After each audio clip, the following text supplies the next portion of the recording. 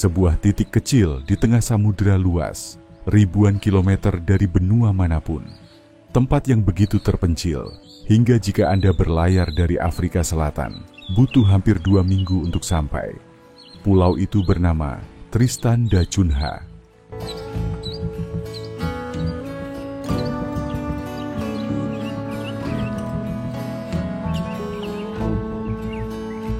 Sering disebut sebagai pemukiman manusia paling terpencil di dunia. Pulau ini hanyalah puncak dari gunung berapi raksasa yang menjulang dari dasar Laut Atlantik Selatan. Dari jauh, siluetnya terlihat seperti kerucut sempurna berwarna hijau gelap, dikelilingi kabut yang hampir tak pernah pergi. Ukurannya tidak besar, panjang hanya sekitar 11 km, lebar 7 km.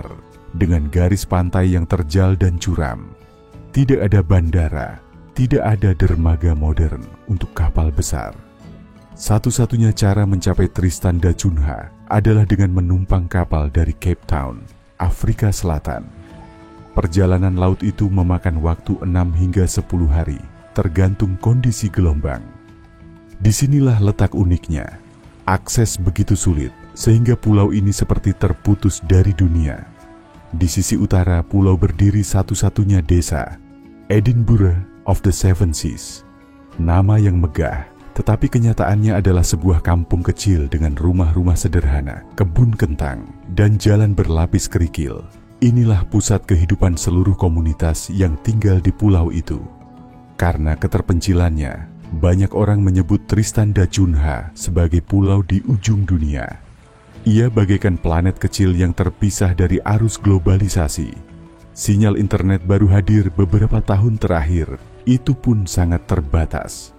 Selama ratusan tahun, satu-satunya hubungan dengan dunia luar hanyalah kapal-kapal yang datang membawa surat, barang kebutuhan, dan kadang pengunjung yang penasaran. Pulau ini juga unik karena dikelilingi samudera yang ganas. Ombak bisa setinggi bangunan bertingkat. Badai datang tanpa diduga, dan angin laut bertiup kencang hampir setiap hari. Bagi penduduknya, kondisi ini bukan ancaman, melainkan bagian dari kehidupan sehari-hari yang telah mereka warisi dari generasi sebelumnya. Namun di balik kesan keras itu, Tristan da Cunha menawarkan keindahan menakjubkan.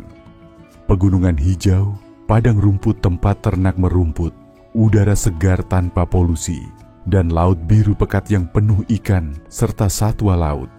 Inilah kontras pulau ini, tempat yang keras sekaligus menawan, sulit dijangkau, namun menyimpan daya tarik tak terbantahkan. Tristan da Cunha bukan hanya sekadar titik di peta.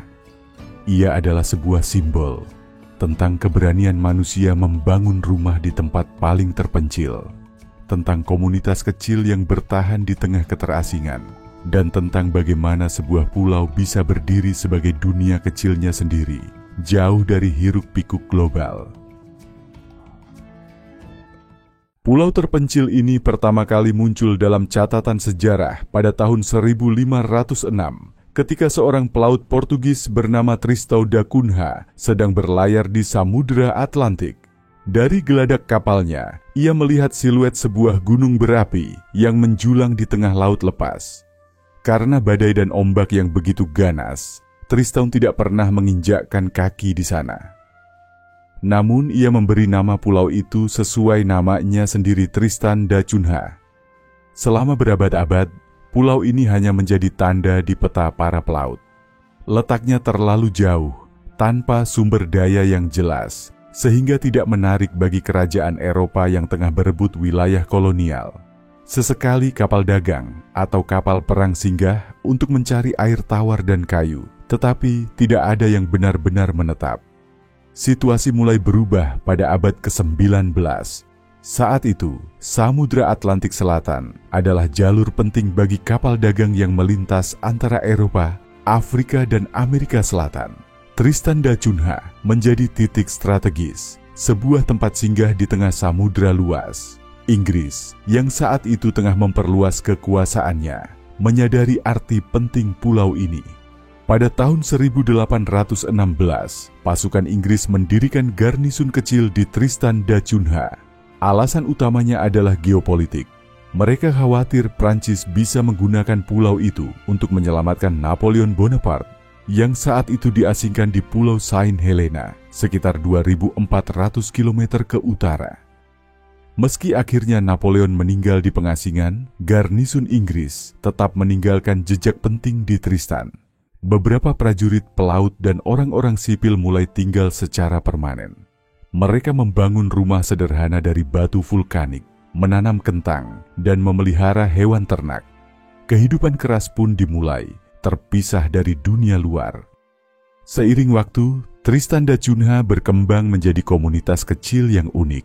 Penduduk awal berasal dari berbagai latar belakang. Ada orang Eropa, tentara Inggris, pelaut Amerika, bahkan budak dan pekerja dari Afrika serta Asia. Dari campuran inilah lahir garis keturunan yang hingga kini masih bisa ditelusuri. Jumlah penduduk tidak pernah banyak.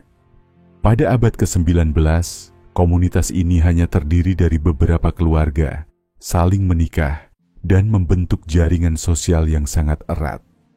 Nama-nama keluarga yang ada di pulau saat ini, seperti Glass, Green, Repetto, atau Swain, semuanya bisa dilacak ke leluhur mereka di masa itu. Mereka hidup hampir sepenuhnya mandiri, tidak ada kota terdekat untuk berdagang. Apapun yang mereka butuhkan harus dihasilkan sendiri. Makanan, pakaian, dan peralatan. Jika kapal singgah, itu dianggap keberuntungan, karena bisa menukar hasil bumi dengan barang-barang langka seperti gula, kopi, atau kain. Hidup di Tristan da Cunha berarti menerima kenyataan bahwa dunia luar terasa sangat jauh. Tidak ada pusat perbelanjaan, tidak ada bioskop, bahkan tidak ada bandara yang bisa menghubungkan mereka dengan kota-kota besar. Semua hanya berpusat di sebuah desa kecil yang disebut Edinburgh of the Seven Seas. Disinilah seluruh penduduk hanya sekitar 250 orang tinggal berdampingan. Rumah-rumah sederhana berdinding batu atau papan, berderet menghadap ke Samudra Atlantik. Jalanan kecil berlapis kerikil menghubungkan setiap sudut desa.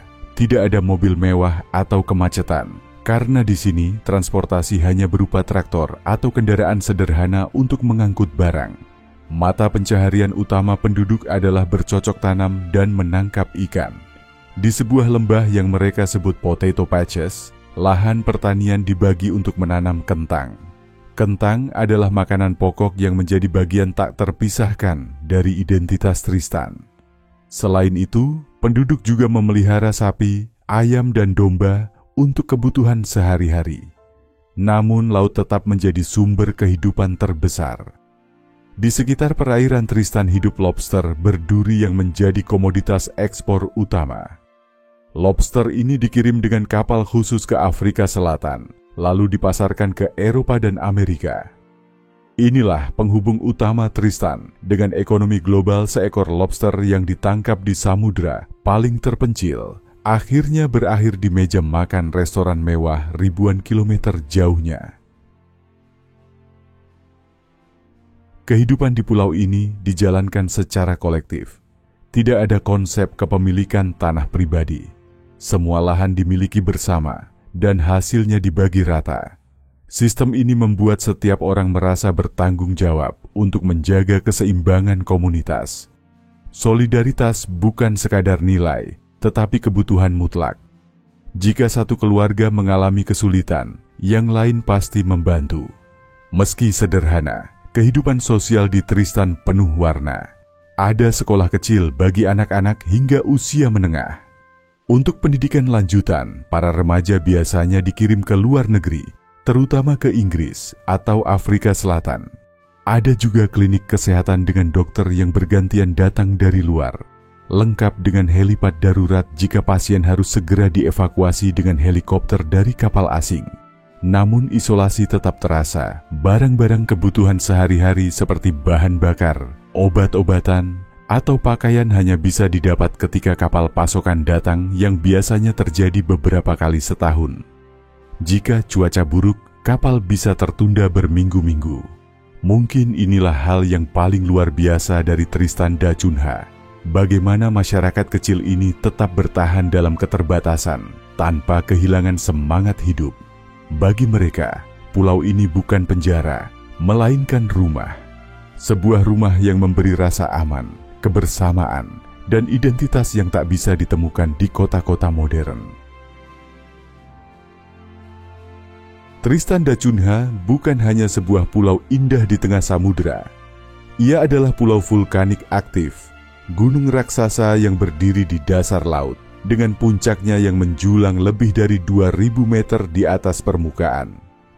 Dan pada tahun 1961, pulau kecil ini membuktikan betapa rapuhnya kehidupan di atasnya. Pada bulan Oktober tahun itu, retakan besar muncul di tanah dekat desa Edinburgh of the Seven Seas. Asap mulai mengepul, bau belerang menyebar ke udara. Warga yang terbiasa hidup damai tiba-tiba dihadapkan pada ancaman nyata. Gunung berapi yang selama ini mereka anggap tidur, kini terbangun. Letusan pun terjadi. Lava panas menyembur, membentuk aliran api yang mengarah ke desa.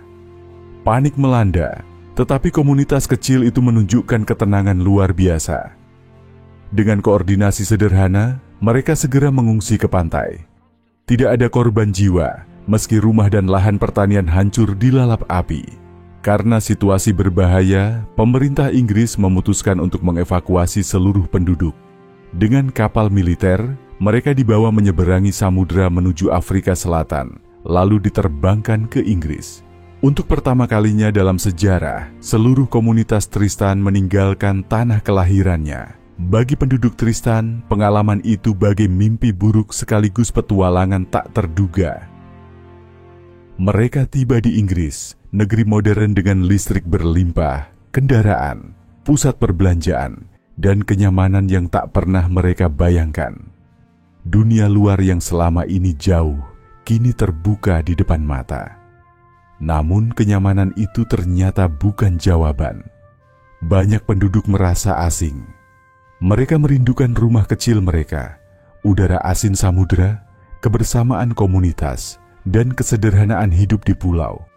Hidup di kota besar terasa penuh kesibukan, penuh kebisingan, dan kehilangan makna kebersamaan. 2 tahun kemudian, ketika gunung mulai tenang, sebuah keputusan besar diambil. Penduduk memohon untuk kembali.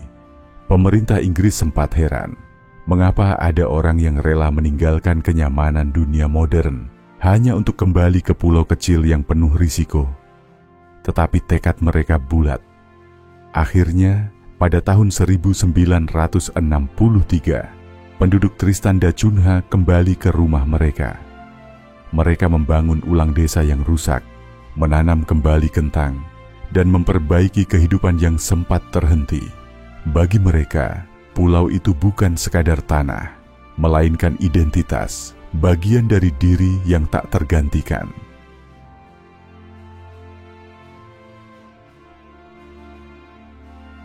Di balik kesederhanaan masyarakatnya, Tristan da Cunha menyimpan kekayaan alam yang luar biasa. Pulau ini, bersama pulau-pulau kecil lain di sekitarnya, adalah salah satu ekosistem paling murni di dunia, tempat di mana manusia hidup berdampingan dengan alam dalam keseimbangan rapuh. Tristan da Cunha dan kepulauan sekitarnya menjadi rumah bagi jutaan burung laut. Kawanan albatros, petrel, dan shearwater terbang melintasi langitnya, menjadikan pulau ini salah satu koloni burung terbesar di bumi. Beberapa spesies bahkan hanya bisa ditemukan di sini, seperti Tristan albatros, burung besar dengan bentangan sayap lebih dari 3 meter. Di pesisirnya, pantai berbatu menjadi tempat berkumpul ribuan anjing laut. Di musim tertentu, penguin subantartika berbaris memenuhi garis pantai, sementara paus dan lumba-lumba terlihat melintas di perairan sekitar pulau. Lautan Tristan adalah salah satu kawasan perikanan paling kaya di dunia. Namun penduduknya menjaga agar eksploitasi tidak merusak keseimbangan ekologi. Kesadaran akan pentingnya konservasi sudah ada sejak lama. Pada tahun 2020, pemerintah pulau bersama Inggris menetapkan zona perlindungan laut seluas lebih dari 687.000 km persegi di sekitar Tristan da Cunha. Kawasan ini kini menjadi cagar laut terbesar di dunia, melarang penangkapan ikan industri, pertambangan, dan eksploitasi berlebihan. Kebijakan ini bukan hanya demi pulau kecil mereka, melainkan demi bumi. Laut di sekitar Tristan menjadi benteng terakhir bagi spesies laut yang terancam. Para ilmuwan meneliti migrasi paus, populasi burung laut, dan kesehatan terumbu karang. Semua data dari pulau terpencil ini membantu dunia memahami dampak perubahan iklim global. Namun menjaga keseimbangan ini tidak mudah. Spesies invasif seperti tikus dan kucing liar yang dibawa kapal sejak masa lalu mengancam burung-burung yang bersarang di tanah. Proyek-proyek besar dilakukan untuk mengendalikan populasi hewan invasif agar spesies asli tetap bertahan.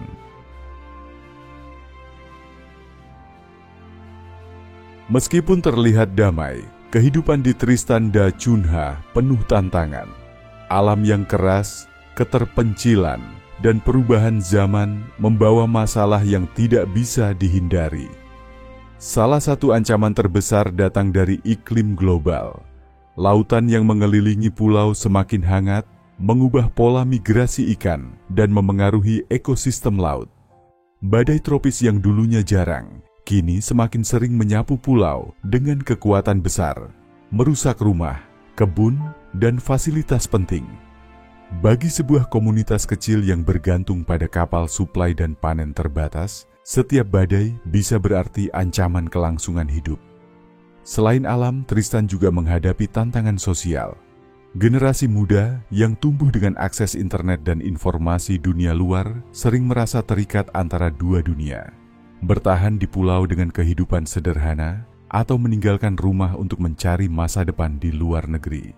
Tidak sedikit anak muda memilih pindah ke Inggris atau Afrika Selatan demi pendidikan dan pekerjaan. Hal ini menimbulkan kekhawatiran akan berkurangnya populasi yang bisa mengguncang fondasi komunitas. Namun, meski kecil, masyarakat Tristan berusaha menyesuaikan diri. Mereka mengembangkan koneksi internet satelit, memperbaiki sistem pendidikan, dan menjalin kerjasama dengan universitas internasional. Anak-anak yang bersekolah di luar negeri didorong untuk kembali, membawa ilmu dan teknologi baru bagi kampung halaman. Ekonomi pulau juga harus hati-hati menjaga keseimbangan. Lobster laut yang menjadi komoditas utama terancam jika perikanan tidak dikelola dengan bijak. Oleh karena itu, jumlah tangkapan diatur ketat dengan standar internasional. Penduduk juga mulai menjajaki peluang baru, seperti ekowisata terbatas dan kerjasama penelitian dengan ilmuwan dunia. Namun, mungkin tantangan terbesar adalah rasa terisolasi. Hidup ribuan kilometer dari daratan membuat Tristan sangat bergantung pada kapal suplai yang datang hanya beberapa kali setahun. Ketika terjadi krisis kesehatan, bencana alam, atau kebutuhan mendesak, mereka harus bertahan sendiri sampai bantuan datang. Pandemi global beberapa tahun lalu membuktikan betapa rapuhnya rantai pasokan itu, tetapi sekaligus menunjukkan kekuatan solidaritas komunitas kecil ini. Pesan paling mendalam datang dari kesadaran akan kerapuhan. Tristan da Cunha mengingatkan kita bahwa manusia hanyalah bagian kecil dari planet ini, bergantung pada alam, dan tak bisa hidup sendiri. Isolasi mereka adalah cermin yang memantulkan kerapuhan umat manusia. Jika kita tak saling menjaga, dunia pun bisa runtuh. Dan pada akhirnya, Tristan da Cunha bukan hanya cerita tentang sebuah pulau. Ia adalah simbol. Simbol bahwa meskipun dunia semakin modern, ada nilai-nilai yang tak boleh hilang. Kebersamaan, kesederhanaan, dan penghormatan pada alam. Dari ujung dunia, sebuah suara kecil berbisik kepada kita semua, bahwa hidup bukan soal seberapa banyak yang kita miliki, tetapi seberapa bijak kita menjaganya.